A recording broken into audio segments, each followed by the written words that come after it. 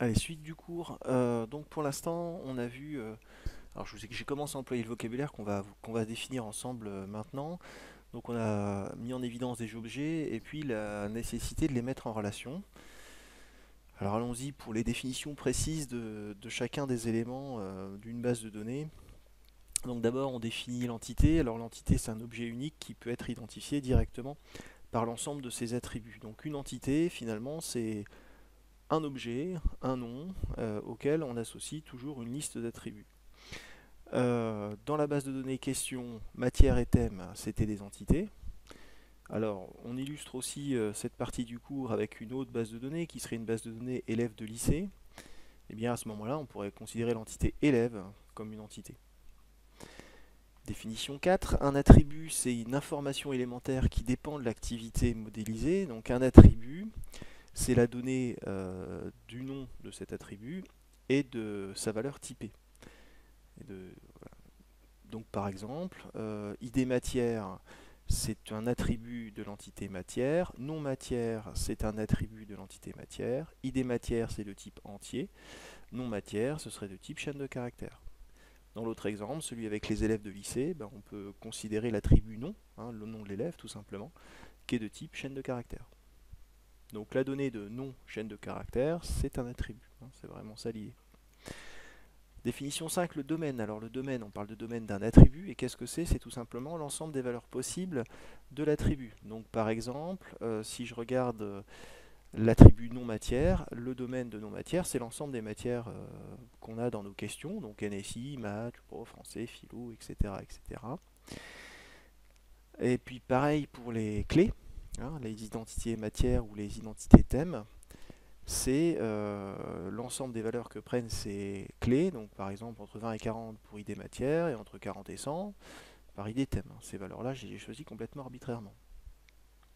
Et puis si on veut un autre exemple concernant le, la base de données élève, ben, on aurait date de naissance. Donc le domaine de date de naissance, qu'est-ce que ce serait? Ben, ce serait finalement l'ensemble des dates de naissance de l'élève le plus vieux à l'élève le plus jeune, par exemple.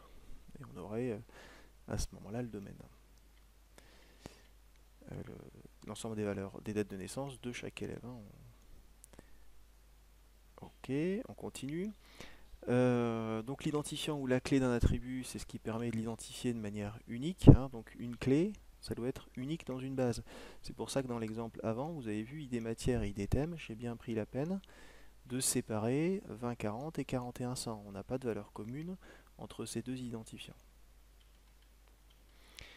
Là, je vous parle de clé primaire, notion de clé primaire et clé secondaire. On y reviendra plus tard, mais je me disais que c'était l'occasion de vous en parler ici. Donc une clé, ça peut être une clé primaire et une clé secondaire. Comment on les différencie? Alors c'est assez simple. Si vous reprenez l'exemple, on va remonter, si on reprend l'exemple avec les questions, ici on a l'entité matière et on a la clé ID matière. ID matière est la clé d'une matière, d'une entité, d'un représentant de matière. Ici on parle de clé primaire parce que ID matière c'est une clé qui appartient à la table de ce qu'elle identifie. Elle identifie une matière, c'est la clé primaire. Alors que dans la table question, ID matière, ça identifie une matière, ça identifie pas une question, par contre c'est une information de la question. Donc là on a une clé secondaire. Donc ID matière ici est vu comme une clé secondaire, alors qu'ID matière précédemment c'est vu comme une clé primaire. Je retourne à la suite.